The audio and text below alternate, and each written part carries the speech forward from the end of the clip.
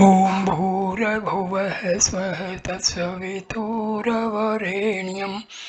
भर्गो देवस्य धीमहि धियो यो नः प्रचोदयात्।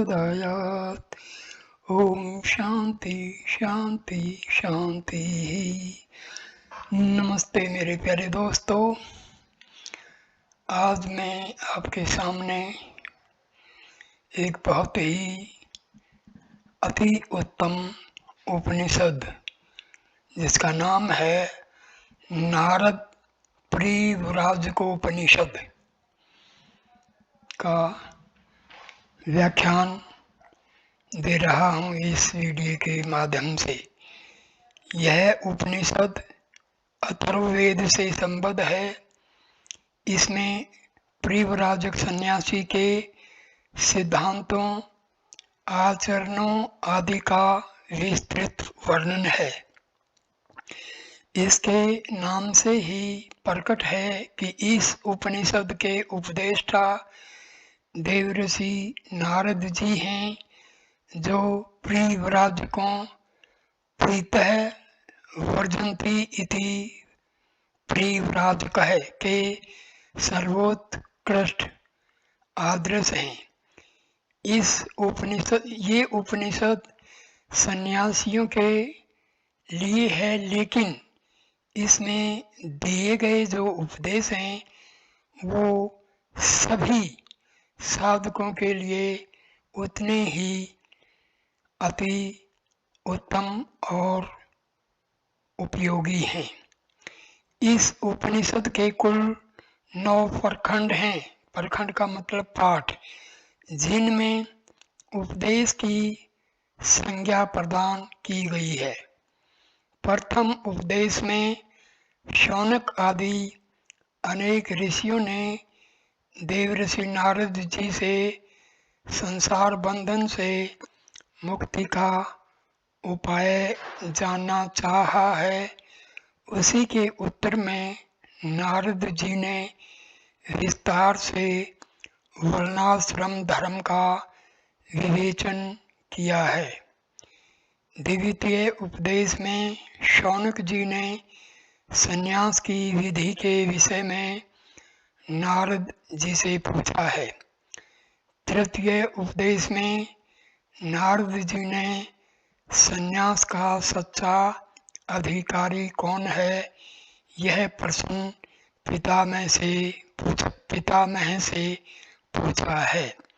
इसके बाद आतुर संन्यास का विवेचन किया गया है।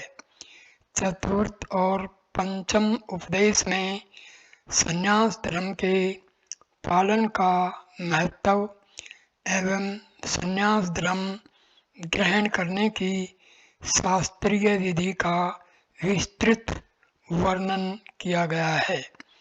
साथ ही सन्यासी के भेद भी वर्णित किए गए हैं। षष्ठ उपदेश में तुर्यातीत पद की प्राप्ति के उपाय तथा परिव्राजक यानी सन्यासी की जीवनचर्या पर विस्तृत प्रकाश डाला गया है।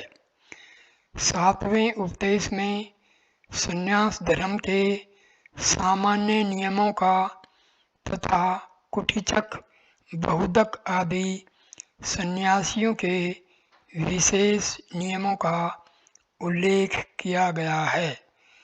अष्टम उपदेश में प्रणवा अनुसंधान के क्रम में विस्तृत विवेचन प्रस्तुत किया गया है। अंतिम नवें उपदेश में ब्रह्म के स्वरूप का विस्तृत वर्णन है।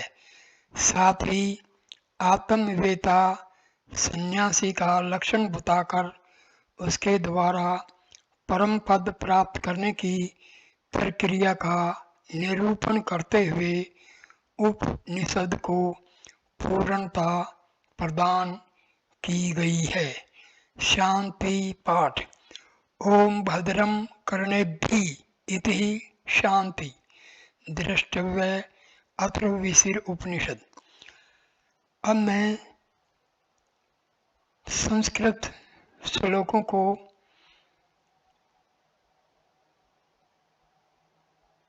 छोड़कर सीधा हिंदी अनुवाद पर आ जाता हूँ। एक बार परिव्राजकों में सर्वश्रेष्ठ देव ऋषि नारद जी समस्त लोकों में भ्रमण करते हुए अत्यंत पुण्यदायी स्थानों एवं तीर्थ स्थलों में गए। वे समस्त स्थल उनके शुभागमन से और भी अधिक पवित्र हो गए। उन सभी तीर्थों के दर्शन मात्र से ही उन देव ऋषि ने अपने चित्त की शुद्धि प्राप्त की। उन देव ऋषि का मन अत्यधिक शांत था। सभी इंद्रियां उनके वश में थी। वे सभी तरफ से विरक्त थे तथा उनके मन में किसी भी जीव के प्रति द्वेष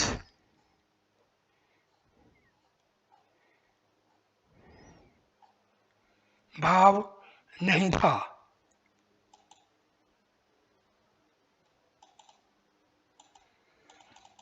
वे सभी तरफ से विरक्त हो स्वयं के स्वरूप के अनुसंधान में लगे हुए थे। भ्रमण करते करते वे नैमिषारण्य में आए, जो नियम संयम से आनंदित करने के कारण विशेष गणना करने योग्य पवित्र तीर्थ है। उस तीर्थ में अनेकों ऋषि मुनि निवास करते थे। उन देव ऋषि नारद जी ने उस पुण्य भूमि का दर्शन किया। वहाँ वैराग्य का बोध कराने वाले विशेष वीणा के स्वर झंकृत हो रहे थे।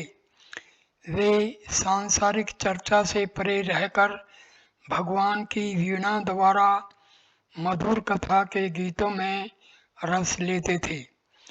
उन देव ऋषि के गीतों का श्रवण करके समस्त स्थावर जंगम प्राणी समुदाय आनंद से झूम उठता था।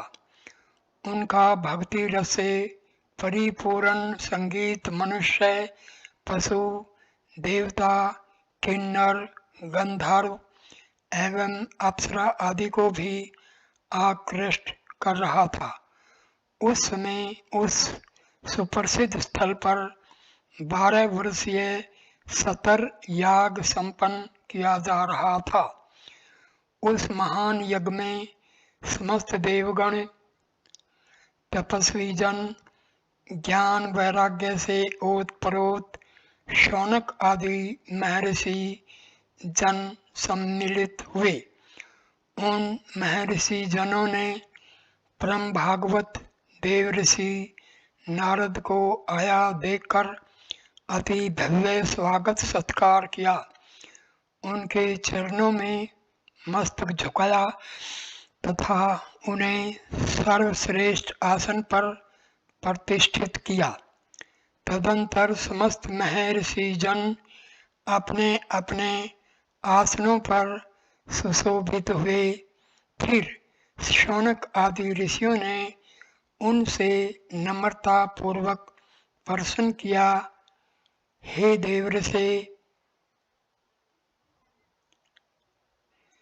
हे देवर्षि, संसार के बंधनों से मुक्ति का क्या उपाय है?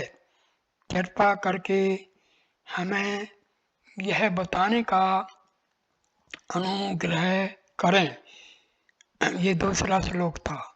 अब दूसरे श्लोक का हम अनुवाद कर रहे हैं। उन शौनकादि महर्षि जनों के इस प्रकार प्रश्न करने पर उन त्रिलोक प्रसिद्ध देवर्षि नारद जी ने कहा, श्रेष्ठ कुल में प्रादुर्भूत पुरुष यदि उपनयन संस्कार में संस्कृत न हुआ हो तो सर्वप्रथम उसका विधिवत उपनयन संस्कार संपन्न कराए।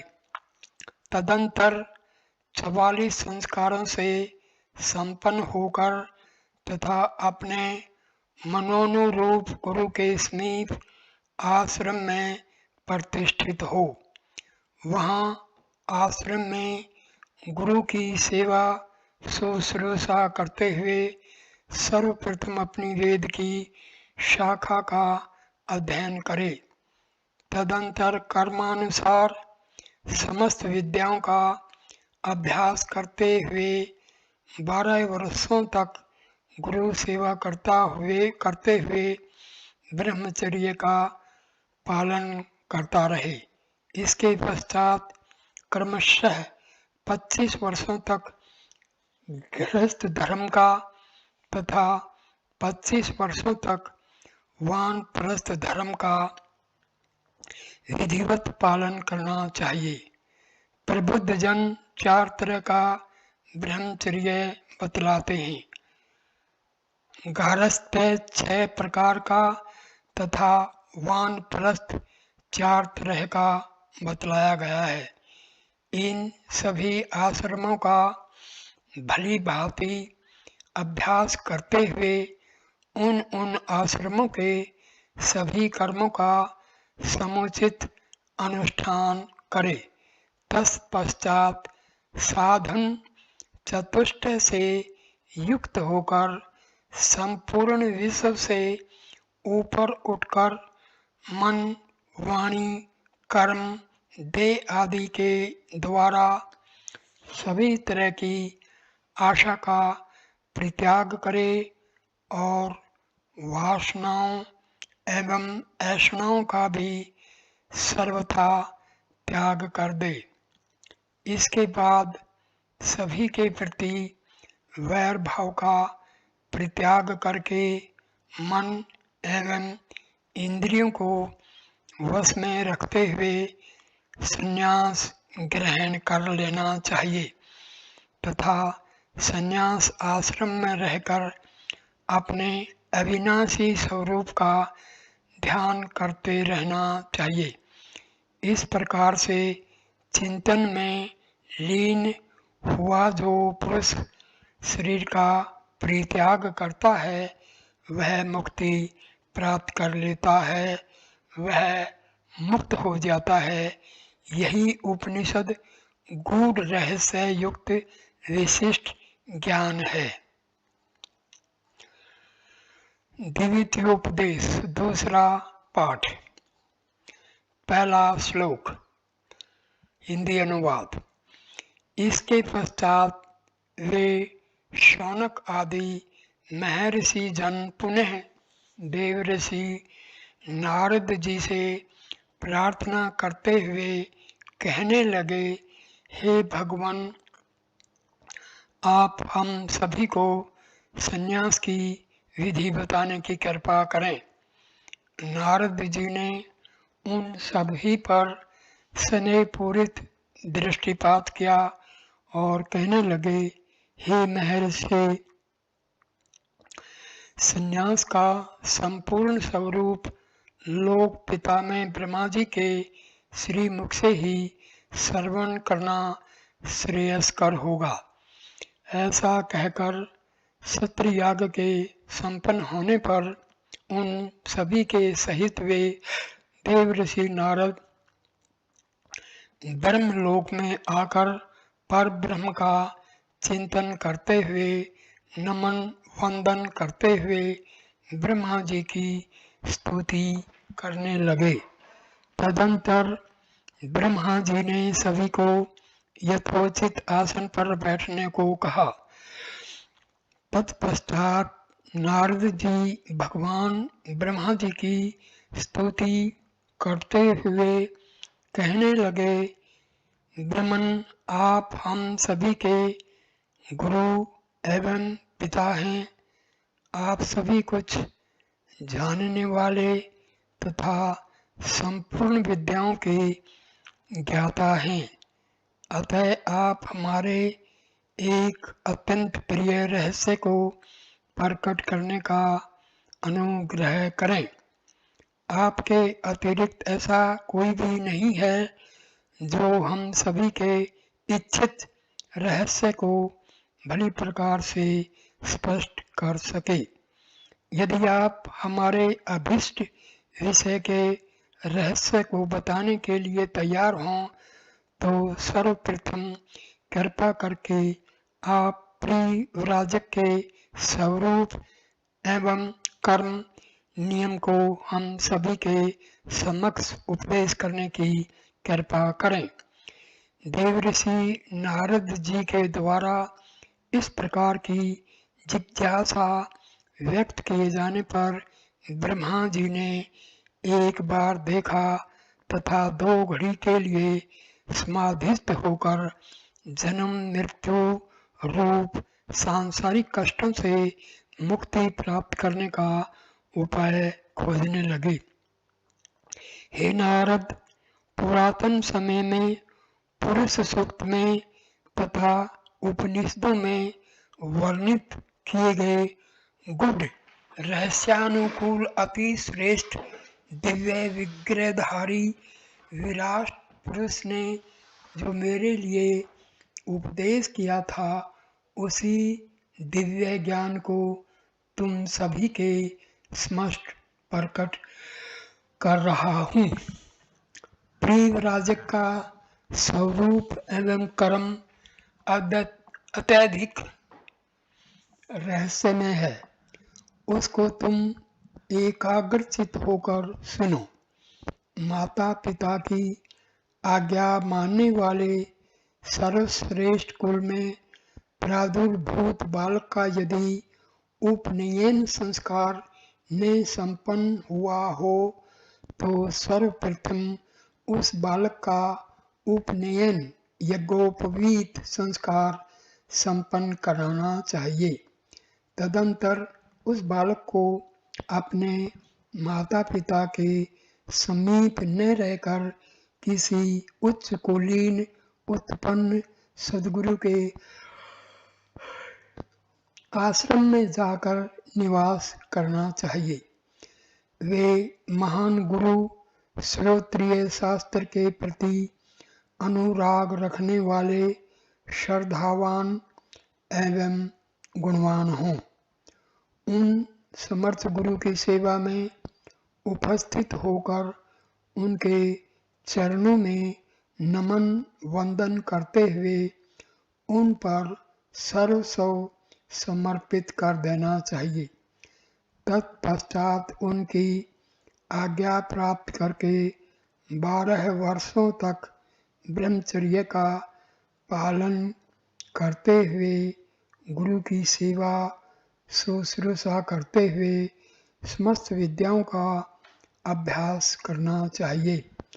अध्ययन पूर्ण हो जाने के पश्चात कुलानुरूप किसी श्रेष्ठ कन्या से गुरु की आज्ञा प्राप्त करके विवाह करे तथा 25 वर्षों तक गृहस्थाश्रम का पालन करना चाहिए। अपने वंश की अभिवृद्धि हेतु पुत्रोत्पत्ति कर्म पूर्ण करे। गृहस्थ के 25 वर्ष पूर्ण करने के पश्चात वानप्रस्थ आश्रम में प्रवेश करे। इस आश्रम में स्थित परिव्रजा करते हुए 25 वर्ष तक निवास करे। तीनों संध्याओं में स्नान एवं दिवस के चौथे पहर में एक बार भोजन ग्रहण करते हुए भोजन ग्रहण करे। ग्राम या नगर के परिचित मार्गों का परित्याग करके अकेला ही वन में विचरण करे। बिना जोती बोई हुई भूमि में उत्पन्न हुए चावल आदि इकट्ठा करके उसी से आश्रमानुरूप धर्म का पालन करते हुए दृश्य श्रव्यादि विषयों से विरक्त होकर 40 संस्कारों से युक्त होकर चित्त को सर्वतो भावेन सदैव के लिए पवित्र कर ले। आशा, असूया, ईर्ष्या, अहंकार आदि का परित्याग करके साधन चतुष्ट से परिपूर्ण हो जाए। इन सभी से युक्त होकर वह संन्यास ग्रहण करने का अधिकारी बन जाता है। तृतीयोपदेश, तीसरा उपदेश यानी तीसरा पाठ, पहला श्लोक। इसके पश्चात देवर्षि नारद ने पिता में ब्रह्मा जी से प्रश्न किया, भगवान, संन्यास किसके द्वारा लिया जाता है तथा संन्यास का अधिकारी कौन है?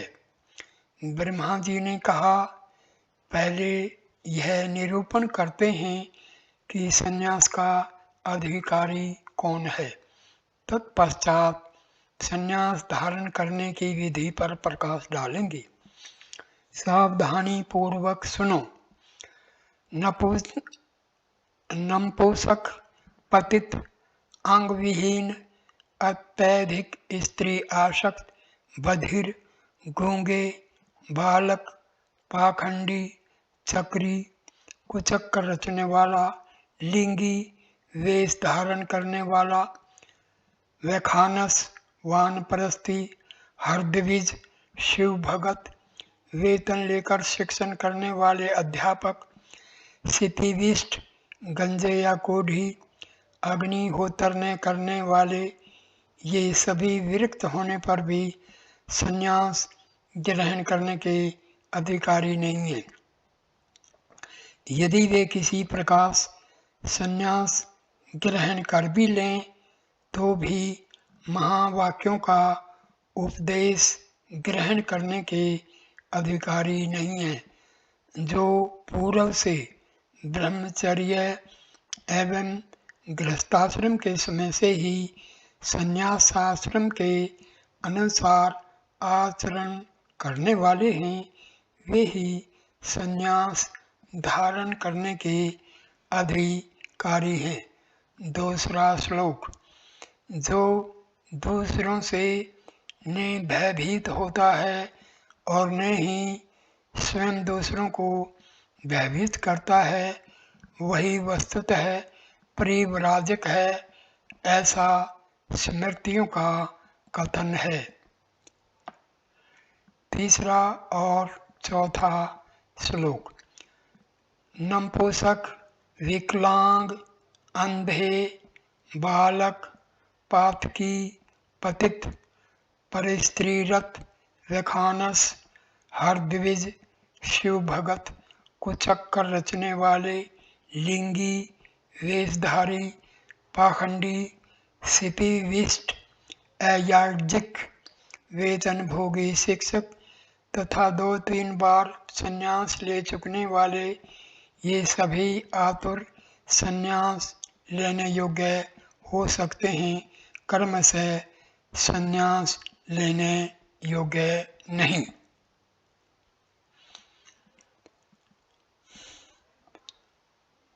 पांचवा, छठा, सातवां, आठवां और 9वां श्लोक। नारद का प्रश्न। आतुर संन्यास का कौन सा समय विद्वजनों द्वारा माना गया है? ब्रह्मा जी का उत्तर। प्राणों के निकलने का समय जब अत्यंत निकट हो तभी आतुर संन्यास लेने का उचित समय माना गया है। इसके अतिरिक्त अन्य कोई समय उचित नहीं है। आतुर संन्यास यदि ठीक समय पर संपन्न हो जाए तो वह मुक्ति प्रदायक होता है। आतुर संन्यास ग्रहण में भी विद्वान पुरुष शास्त्र विहित मंत्रों का विधिवत उच्चारण करके ही संन्यास ग्रहण करे। आतुर संन्यास और कर्म संन्यास के विधान में प्राय कोई भेद नहीं है। प्रत्येक मंत्र कर्म से ही संबंधित होता है और कर्म मंत्र द्वारा प्रेरित होता है। मंत्र के बिना किया गया कोई भी कर्म वस्तुतः कर्म नहीं है, अस्तु मंत्र का कभी परित्याग नहीं करना चाहिए। मंत्र रहित किया गया कोई भी कर्म भस्म राख में छोड़ी हुई आहुति के समान व्यर्थ होता है। हे मुने, शास्त्र वर्णित कर्म के संक्षेप में करने से आतुर संन्यास की विधि पूर्ण होती है। इसलिए इस प्रक्रिया में मंत्रों का बारंबार उच्चारण शास्त्र सम्मत एवं उचित है। 10वां और 11वां श्लोक। यदि अग्निहोत्र संपन्न करने वाला पुरुष किसी अन्य देश में गया हो और वहां उसे वैराग्य उत्पन्न हो जाए तो जल में प्राजापत्य इष्टि संपन्न करके संन्यास ग्रहण कर ले। यह प्रजापत्य याग केवल मन से करे अथवा शास्त्र विहित मंत्रों के उच्चारण पूर्वक अथवा वेदोक्त विधान से कर्मा अनुष्ठान पूर्वक संपन्न करे। यह सब करके ही विद्वान पुरुष संन्यास ले, अन्यथा वह अपने धर्म से च्युत हो जाता है। 12वां और 13वां श्लोक। जब मन में सभी पदार्थों के प्रति वितृष्णा उत्पन्न हो जाए तभी संन्यास ग्रहण करने की इच्छा करनी चाहिए। इससे विपरीत आचरण से मनुष्य पतित हो जाता है। जिसके मन में संपूर्ण वैराग्य हो उसी बुद्धिमान पुरुष को संन्यास लेकर परिवर्ज्या करनी चाहिए और रागवान को घर में ही रहना चाहिए। जो अधम द्विज मन में राग रहते हुए भी संन्यास ग्रहण कर लेता है वह नरक को प्राप्त होता है। 14वां 15वां और 16वां श्लोक। जिसकी रसना जिह्वा उपस्थेंद्रिय उदर और हस्त पाद आदि इंद्रियां पूर्ण रूपेश वश में हों अथवा जिसने विवाह नहीं किया हो ऐसा ब्रह्मचर्यवान ब्राह्मण ही संन्यास ग्रहण करने का अधिकारी है। विद्वान पुरुष संसार को निस्सार समझकर सार तत्व पाने की कामना से अविवाहित रहकर ही वैराग्याश्रित होकर संन्यास ग्रहण कर लेते हैं।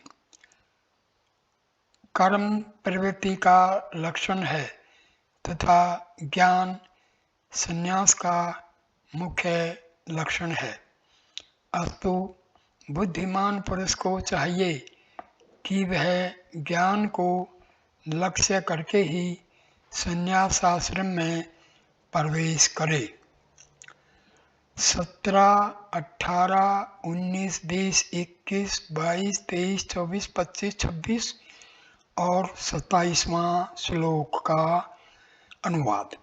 जब परम तत्व रूप सनातन ब्रह्म का सम्यक ज्ञान हो जाए तब एक दंड धारण करके शिखा और यज्ञोपवीत का परित्याग कर देना चाहिए। जो परमात्मा में अनुरुक्त है तथा उससे भिन्न समस्त वस्तुओं के प्रति विरक्त है, जो सभी ऐषणाओं पुत्रेषणा वित्तेषणा और लोकेषणा से मुक्त है, वही भिक्षा का अन्न ग्रहण करने का अधिकारी है। अपनी पूजा और वंदना किए जाने पर जिस प्रकार सामान्य जन प्रसन्न होते हैं, डंडों से पीटे जाने पर भी जिसे उसी प्रकार की प्रसन्नता हो वही भिक्षु होने के योग्य है।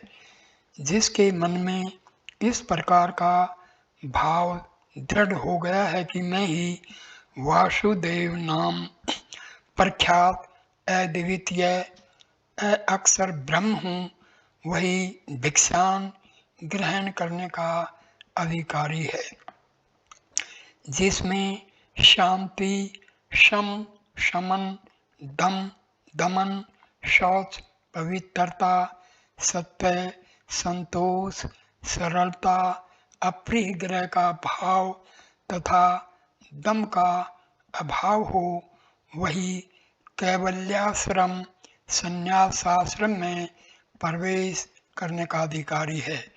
जो मन, वचन, कर्म से भी किसी के प्रति पाप का भाव नहीं रखता, वही भिक्षान ग्रहण करने का अधिकारी होता है। मनुष्य स्थित धर्म के 10 लक्षणों को जीवन में एकाग्रता पूर्वक उतार कर जो सविधि वेदांत श्रवण, स्वाध्याय तथा ब्रह्मचर्य पालन करते हुए तीनों ऋणों ऋषिगण, देवऋण और पितृऋण से मुक्त हो, ब्रह्मचर्य तथा स्वाध्याय द्वारा ऋषि ऋण से यज्ञानुसार अनुष्ठान द्वारा देवऋण तथा पुत्रोत्पत्ति द्वारा पितृऋण से मुक्ति का प्रयास करे, वही संन्यास ग्रहण करने का अधिकारी है। धैर्य, अक्षमा, दमन, मन को वश में रखना, आस्ते चोरी न करना, पवित्रता, इंद्रिय निग्रह, धी, सद्बुद्धि, विद्या, सत्य एवं अक्रोध से ये धर्म के 10 लक्षण कहे गए हैं। जो पुरुष अतीत के भोगों का चिंतन नहीं करता, वर्तमान में प्राप्त भोगों का अभिनंदन स्वागत नहीं करता तथा भविष्य में प्राप्त होने वाले भोगों की कामना नहीं करता, वही संन्यासाश्रम में प्रवेश करने का अधिकार रखता है। जो पुरुष अंतःकरण में विराजमान इंद्रियों तथा बाह्य अभ्यंतर के विषयों को मन में स्थान न दे, वही कैवल्याश्रम यानी संन्यास आश्रम में रहने के योग्य है। जिस प्रकार प्राण विहीन शरीर सुख दुख का अनुभव नहीं करता, उसी प्रकार जो व्यक्ति प्राणों के रहने पर भी सुख दुख का अनुभव न करे, वही संन्यास लेने के योग्य है। 28वां, 29वां, 30वां, 31वां और 32वां श्लोक। 2 कोपीन, 1 कंथा गुदड़ी तथा 1 दंड, इनसे अधिक वस्तुएं संग्रह करने का परमहंस सन्यासी को अधिकार नहीं है। यदि वह इनसे अधिक वस्तुएं संग्रह करता है तो वह मरणोपरांत रौरव नामक नरक में जाता है। तत्पश्चात तिर्यक, पशु, पक्षी आदि योनियों में जाता है। सन्यासी को चाहिए कि वह शीत आदि से रक्षा के लिए जीर्ण शीर्ण किंतु साफ सुथरे वस्त्रों को सिलकर कंथा गुदड़ी बनाए और नगर या ग्राम से बाहर निर्जन स्थान में जाकर रहे तथा गिरवा वस्त्र धारण करे। सन्यासी एक वस्त्र धारण करे अथवा वस्त्रहीन रहे, दृष्टि को इधर उधर न रखकर एकाग्र चित्त रहे तथा समस्त वस्तुओं के प्रति एलोलूप रहे। वह सतत एकाकी ही विचरण करे और वर्षा काल चातुर्मास में एक स्थान पर निवास करे। स्त्री, पुत्र, कुटुंब, वेदांगों के ग्रंथ, व्याकरण आदि यज्ञ और यज्ञोपवीत को सर्वथा विसर्जित करके सन्यासी को सदैव अपने को गूढ़ बनाकर अपना विज्ञापन किए बिना विचरण करना चाहिए। 33वां, 34वां, 35वां, 36वां, 37वां, 39वां और 40वां श्लोक। काम, क्रोध, लोभ, मोह, अहंकार आदि समस्त दोषों का परित्याग करके सन्यासी को सब ओर से निर्मम, ममता रहित हो जाना चाहिए। उसे समस्त रागों से विरक्त होकर मिट्टी के ढेले, पत्थर और सवर्ण में समान भाव रखना चाहिए। उसे हिंसा से परे और निष्प्रह हो जाना चाहिए। जो सन्यासी दम, अहंकार, हिंसा, परनिंदा आदि दोषों से दूर है तथा आत्मज्ञान उपलब्ध कराने वाले गुणों से सुशोभित है, वही मुक्ति का अधिकारी है। इंद्रियों के विषयों में आसक्त हो जाने पर व्यक्ति निसंदेह दुर्गुणों से लिप्त हो जाता है, परंतु इन्हीं इंद्रियों को वह सम्यक रूप से वश में कर ले तो मुक्ति रूप सिद्धि को प्राप्त करता है। सांसारिक भोगों का निरंतर उपभोग करने से उन्हें भोगने की कामना कभी शांत नहीं होती। वह उसी तरह और बढ़ती जाती है जैसे अग्नि में घृत डालने पर वह और अधिक प्रज्वलित होती है। जो साधक मृदु या कटु वचनों का श्रवण करके स्वादिष्ट या स्वाद रहित भोजन करके सुंदर या कुरूप दृश्य देखकर तथा सुगंधित या दुर्गंधपूर्ण पदार्थ सूंघ कर न तो हर्षोल्लसित होता है और न ही ग्लानि का अनुभव करता है। उसी को जितेंद्रिय जानना चाहिए, जिसका मन और वाणी पवित्रता से ओतप्रोत है, जो सभी प्रकार के दोषों से सर्वथा मुक्त है, वही वेदांत सुनने का फल प्राप्त करता है। ब्राह्मण को चाहिए कि वह सम्मान को विषतुल्य, उद्विग्नकारी तथा अपमान को अमृत तुल्य मानकर सदा उसकी कामना करे। 41 से लेकर 53 तक के श्लोकों का हिंदी अनुवाद।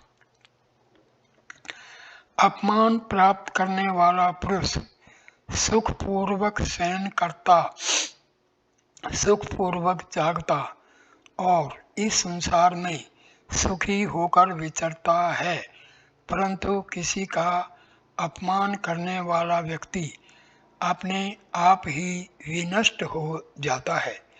दूसरों के कठोर वचनों, अतिवादों को सहन करने का अभ्यास करे, किसी का भी अनादर न करे तथा इस नाशवान शरीर के लिए किसी से वैर न करे। जो अपने ऊपर क्रोध करे उसके प्रति क्रोधित न हो। यदि कोई अपशब्द कहे तो उसके प्रति भी मधु वचन कहे। 7 द्वारों, 2 आँख, 2 कान, 2 नासिक छिद्र, नासिका छिद्र और 1 मुख से संबद्ध जिह्वा को कभी अनर्थ भाषण, झूठ बोलने के लिए प्रयुक्त न करे। सुख प्राप्ति की इच्छा वाले को चाहिए कि वह आध्यात्मिक विषयों में मन को संलग्न करके स्थिर भाव से बैठे, किसी से कुछ अपेक्षा न रखे, मन से समस्त कामनाओं को निष्कासित कर दे और अपने आप अपनी सहायता करते हुए इस संसार में एकाकी ही विचरता रहे, इंद्रियों को नियंत्रण में रखे, राग द्वेष को समाप्त कर दे एवं किसी की भी हिंसा न करे। ऐसा करने से मनुष्य मुक्ति को प्राप्त करता है।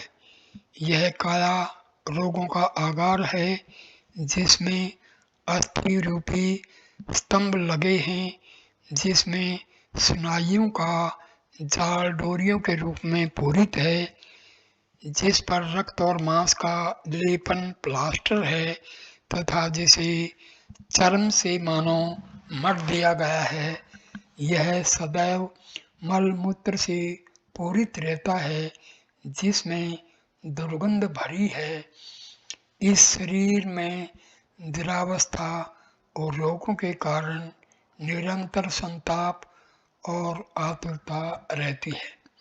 रज और वीर्य से उत्पन्न होने के कारण यह शरीर रज सबल, रजोगुण प्रधान अथवा धूलि से भरा, विकारों से भरा है। यह शरीर अनित्य है, अर्थात किस दिन इसका अवसान हो जाएगा यह पता नहीं है। पंच महाभूत पृथ्वी, अग्नि, वायु, जल और आकाश सदैव डेरा डाले रहते हैं, अतः इसे त्याग देना चाहिए, अर्थात इसके मोह को त्याग देना चाहिए। यदि कोई मनुष्य रस, मांस, मज्जा, अस्थि, मलमूत्र और नाड़ियों से निर्मित इस शरीर से प्रेम करता है तो वह नरक से भी अवश्य प्रेम करेगा। शरीर में स्थित अहम भाव ही कालसूत्र नामक नरक को ले जाने वाला है। वही कालवीची नरक भी ले जाने वाले जाल के रूप में भी बिछा है। वही अहम असीपत्र वन नामक नरक की कोटिका है। शरीर में स्थित अहंता कुत्ते का मांस भक्षण करने वाली चांडालिनी के समान है। सभी प्रकार के उपाय करके इस अहंता को त्याग देना चाहिए। कल्याणकामी पुरुष को चाहिए कि वह सर्वनाश उपस्थित हो जाने पर भी इस अहंता का स्पर्श तक न होने दे। अपने प्रियजनों में स्थित पुण्य और अप्रियजनों में स्थित दुष्कृत्यों पाप के अतिरिक्त स्वयं उनसे किसी प्रकार भी संबंध न रखे। ऐसा करने वाला साधक ध्यान योग के द्वारा सनातन पुरुष ब्रह्म की प्राप्ति करता है। इस तरह समस्त विषयों से धीरे धीरे आसक्ति का परित्याग करके सन्यासी समस्त द्वंद्वों से मुक्त होकर पर ब्रह्म परमेश्वर में स्थित हो जाता है। सिद्धि के इच्छुक साधक को चाहिए कि वह असहायक बनकर सतत एकाकी ही विचरण करे। सन्यासी किसी की सिद्धि को देखकर अपनी साधना नहीं छोड़ता और वह सिद्धि से वंचित भी नहीं होता है। 54 से लेकर के 60वें श्लोक का हिंदी अनुवाद। जल पीने के लिए कपाल, नारियल अथवा लकड़ी का पात्र, निवास करने के लिए किसी वृक्ष का मूल, धारण करने के लिए जीर्ण शीर्ण वस्त्र, सदैव अकेले रहने का स्वभाव एवं समस्त जीवधारियों के प्रति समत्व का भाव, ये सभी जीवन मुक्त पुरुष के लक्षण हैं। सन्यासी को समस्त प्राणियों का हितैषी होना चाहिए। उसे शांत चित्त रहकर सतत त्रिदंड और कमंडलू धारण करके केवल आत्मा में ही रमण करते रहना चाहिए। वह सब कुछ त्याग कर अकेला ही विचरण करे। जब भिक्षा लेना हो तभी ग्राम में प्रवेश करे। शास्त्रों में एकाकी रहने वाले सन्यासी को ही भिक्षु कहा गया है, क्योंकि 1 से 2 होते ही उसे मिथुन युगल माना जाता है। 2 से 3 हो तो ग्राम, और इससे अधिक व्यक्तियों का समुदाय एक साथ हो जाए तब तो नगर ही कहा जाएगा। सन्यासी को अपने पास किसी अन्य को आने का अवसर नहीं देना चाहिए, ताकि मिथुन, ग्राम या नगर की स्थिति न बने। ऐसा करने से वह अपने धर्म से पतित हो जाता है। अनेक व्यक्तियों का एक साथ संयोग होने से उनमें विभिन्न चर्चाएं प्रारंभ हो जाएंगी और उनमें राजा, सेठ आदि के विषय में तथा कहाँ कैसे भिक्षा मिलती है इस पर चर्चा होगी।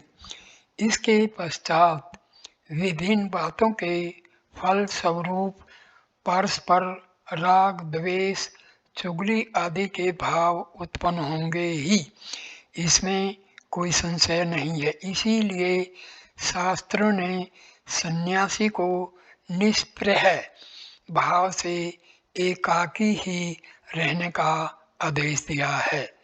वह किसी के साथ व्यर्थ बातचीत न करे, दूसरों की बात या नमन का उत्तर नारायण कहकर दे।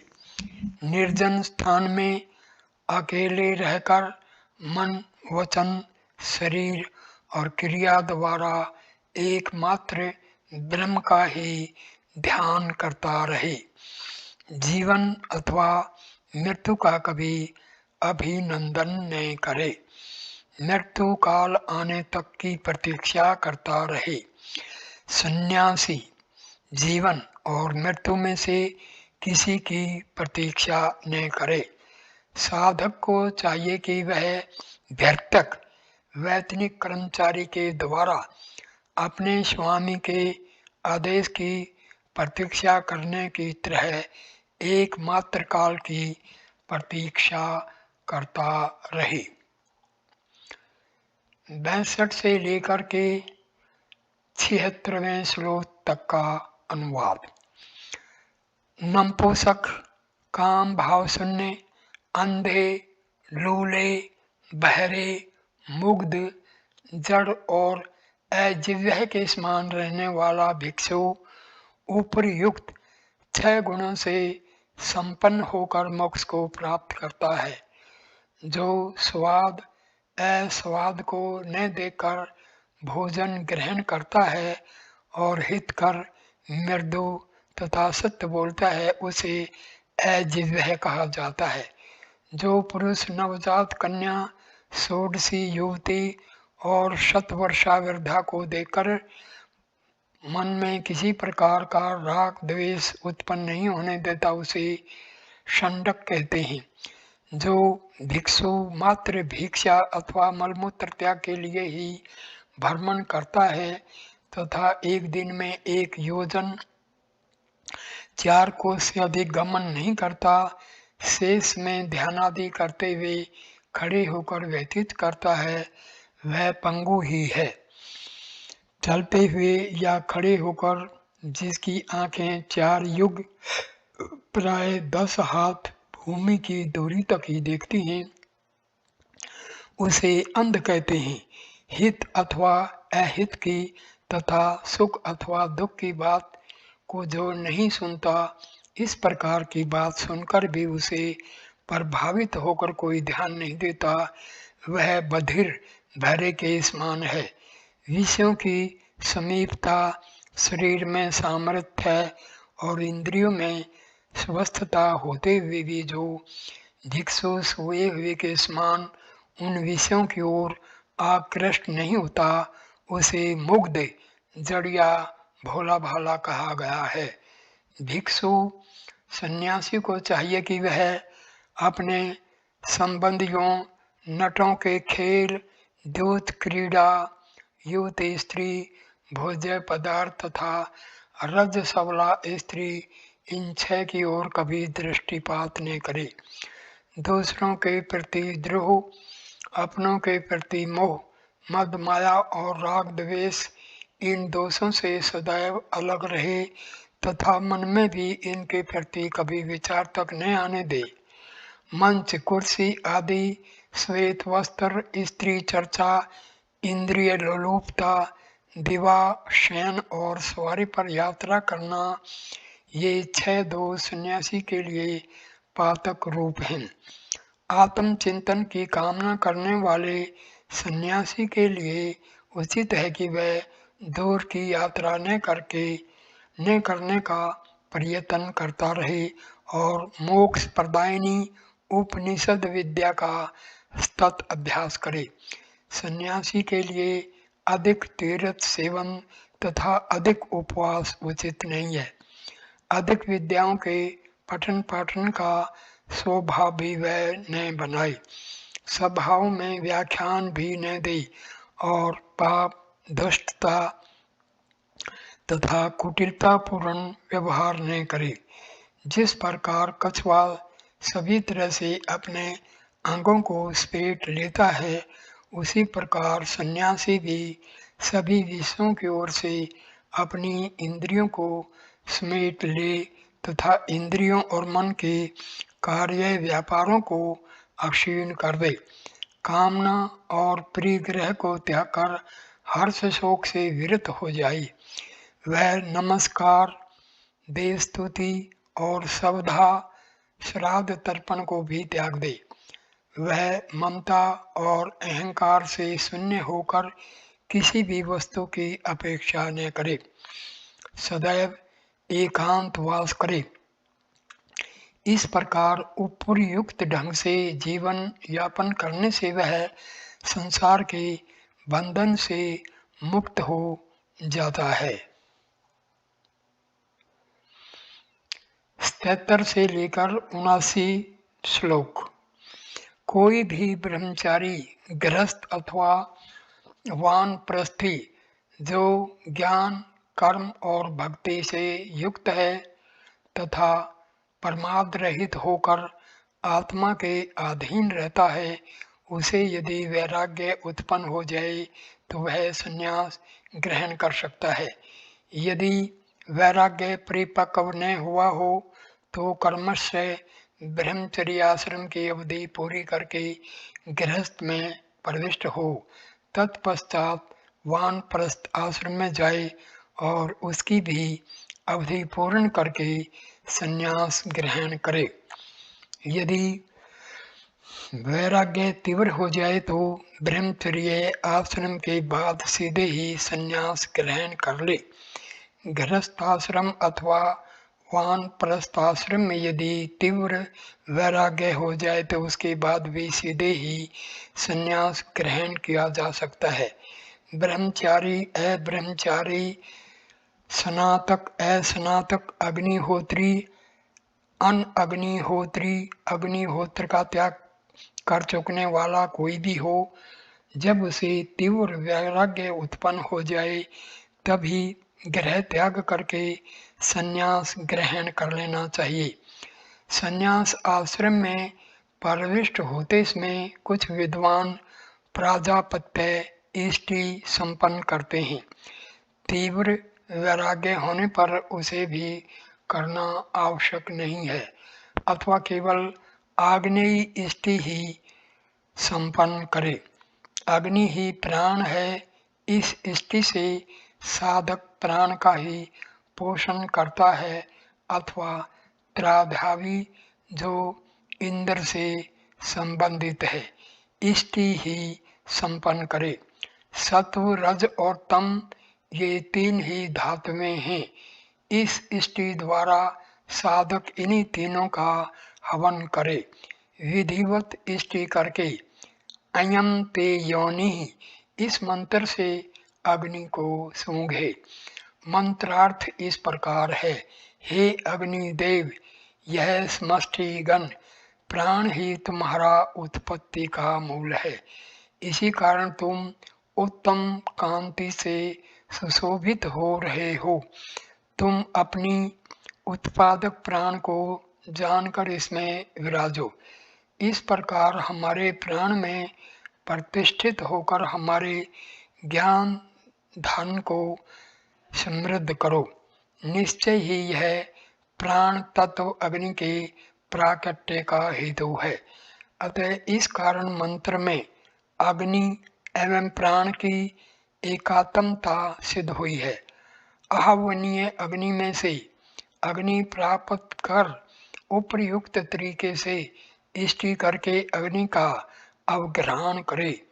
यदि किसी कारणवश अग्नि प्राप्त न हो सके तो जल में ही यजन कृत्य पूर्ण कर लेना चाहिए। अवश्य ही समस्त देवगण जल रूप हैं। समस्त देवों के लिए मैं यजन कृत्य करता रहा हूँ। यह हवि उन देवों को प्राप्त हो ऐसा भाव करना चाहिए। तत्पश्चात उस जल राशि में से थोड़ा सा जल लेकर उससे आचमन कर लेना चाहिए। वह घृत मिश्रित जल आरोग्यप्रद एवं मोक्ष प्रदाता होता है।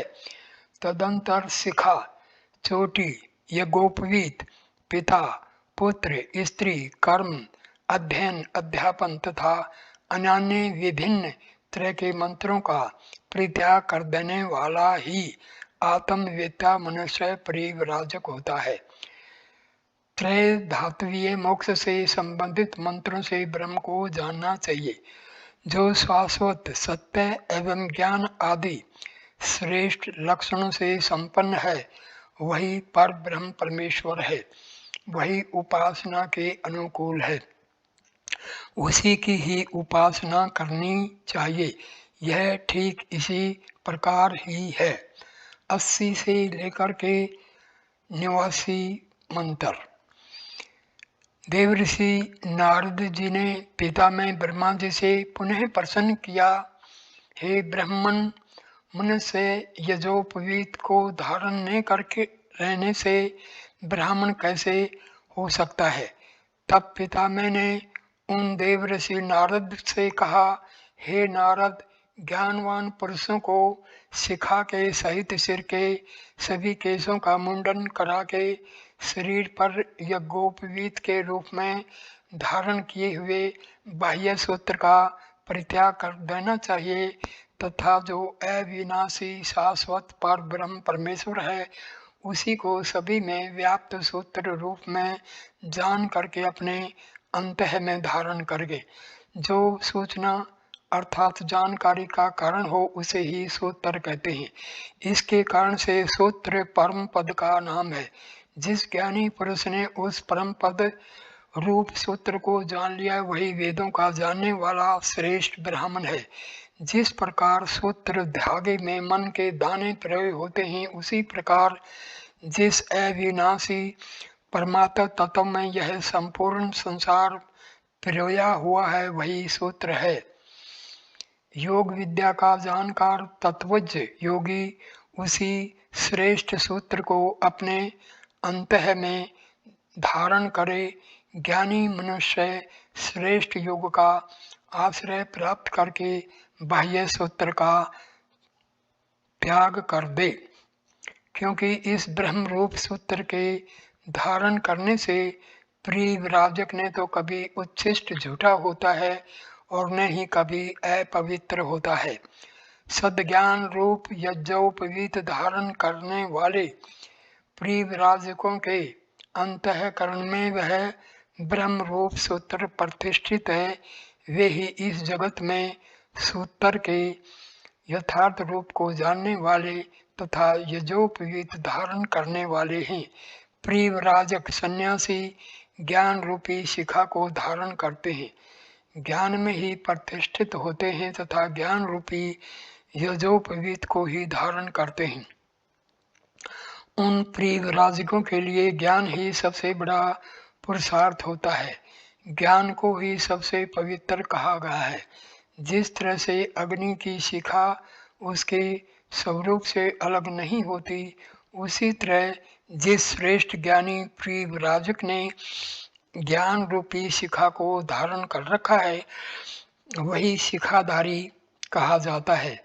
दूसरे अन्य लोग जो मात्र केश को धारण करते हैं वो वास्तविक शिखा को धारण करने वाले नहीं होते। जो ब्राह्मण आदि द्विज वैदिक कर्मादि के श्रेष्ठ अधिकारी माने जाते हैं उन्हीं श्रेष्ठ जनों को यह बाह्य सूत्र अर्थात यजोपवीत ग्रहण करना चाहिए, क्योंकि वही कर्म का श्रेष्ठ अंग माना जाता है। जिन परिव्राजकों के पास ज्ञान रूपी शिखा एवं ज्ञान रूपी यज्ञोपवीत है उसी परिव्राजक में पूर्ण रूपेण ब्राह्मण तत्व विद्यमान है। ब्रह्म ज्ञानी जन ऐसा ही मानते हैं। 90 से 90वां श्लोक, ये अकेला बड़ा श्लोक है। इस प्रकार से ब्राह्मण उपर्युक्त सभी नियम उपनियम जानकर घर का परित्याग करके सन्यासी हो जाए। मात्र एक ही वस्त्र धारण करे, सिर के बालों का मुंडन करा ले तथा किसी भी तरह की वस्तुओं पदार्थों आदि का संग्रह न करके, यदि वह शारीरिक क्लेशों को सहने में सक्षम न हो तो उसे कौपीन लंगोटी धारण कर लेनी चाहिए, और यदि शारीरिक क्लेशों परेशानियों को सहने में समर्थ हो तो वह विधिवत संन्यास धर्म को धारण ग्रहण कर वस्त्र रहित हो जीवन यापन करे। वह अपने मित्र पुत्र स्त्री श्रेष्ठ गुरुजन एवं बंधु बांधव भाई को त्याग कर विचरण करे। स्वाध्याय तथा वैदिक कर्मों के अनुष्ठान को छोड़कर संपूर्ण विश्व ब्रह्मांड के साथ अपना संबंध परित्याग कर दे। अपने पास कौपीन दंड एवं अंगाच्छादन हेतु वस्त्रादि ही रखे। सभी तरह के द्वंद्वों को पूर्ण रूपेण सहन करते हुए सर्दी गर्मी आदि पर ध्यान न दे, न कभी सुख की इच्छा करे और न ही कभी दुख आदि द्वंद्वों से परेशान हो। निद्रा की भी चिंता नहीं करे। मान अपमान में सदैव समभाव से रहे। छहों प्रकार की उर्मियों से वह कभी भी प्रभावित न हो। निंदा मत्सर डाह अहंकार गर्व दंभ ईर्ष्या दोष इच्छा दोष दृष्टि इच्छा द्वेष सुख दुख काम क्रोध लोभ मोह आदि का परित्याग करके अपने शरीर को मृतवत मानकर आत्मा के अलावा दूसरी अन्य किसी भी वस्तु को बाह्य एवं अंतः से स्वीकार न करते हुए कभी भी किसी के समक्ष सिर न झुकाए और न ही यज्ञ एवं श्राद्ध आदि करे। किसी की निंदा एवं स्तुति अनुनय विनय आदि भी न करे।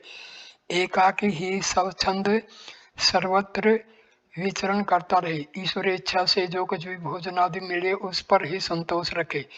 शरणाभूषण आदि रत्नों का कभी भी अपने पास संग्रह न करे, न कभी किसी का आह्वान करे, न ही कभी विसर्जन। मंत्र आदि का न तो प्रयोग करे और न ही उसका त्याग करे। ध्यान एवं उपासना आदि भी न करे। न कोई उसका लक्ष्य हो तथा लक्ष्यहीनता भी नहीं होनी चाहिए। न कभी किसी से अलग रहे, न ही कभी किसी के साथ रहे।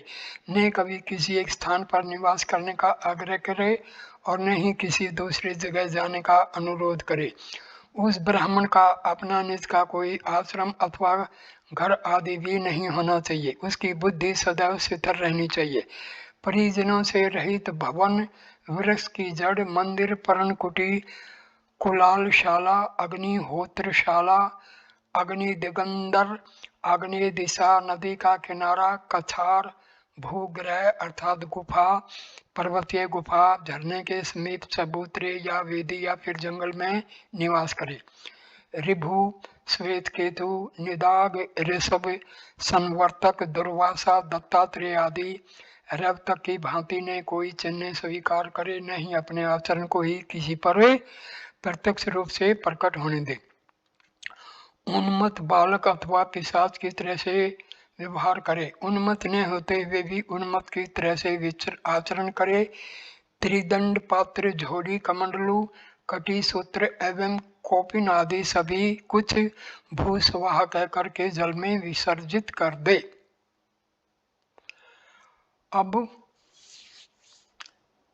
91 से 92 श्लोक का हिंदी अनुवाद। प्रिव्राजक कटी सूत्र कौपिन दंड वस्त्र एवं कमंडलू आदि सभी को नदी या सरोवर के जल में विसर्जित करके वस्त्र रहित हो सर्वत्र विचरण करे, अपनी ही आत्मा का सतत अनुसंधान करता रहे, दिगंबर वस्त्र रहित होकर द्वंद्वों विकारों का सहन करता रहे, उन द्वंद्वों से प्रभावित न हो, किसी भी तरह की वस्तुओं का संग्रह कदापि न करे, आत्म तत्व एवं ब्रह्म परमात्मा का बोध कराने वाले ज्ञान मार्ग में दृढ़ निश्चय होकर प्रतिष्ठित रहे, अपने मन को सदा पवित्र रखे, अपने प्राणों की रक्षा के लिए निश्चित समय पर कर हाथ रूपी पात्र से या फिर किसी पात्र से बिना किसी से याचना किया ही जो कुछ मिल जाए उसी आहार को भोजन को स्वीकार करे,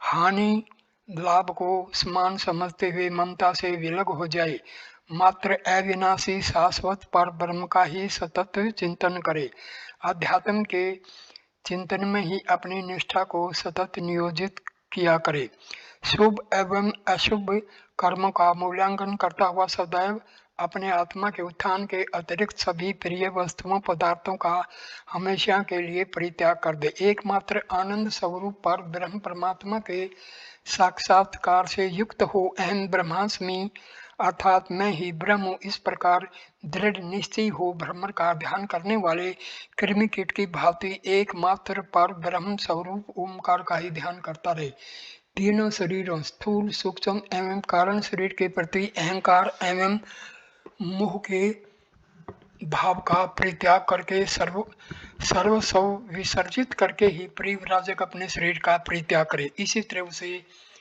उपयुक्त बताए हुए नियमों को जो भी सन्यासी अपनाता है वही कृतार्थ हो जाता है, ईश्वर सानिध्य को प्राप्त कर लेता है, यह ऐसा ही उपनिषद है।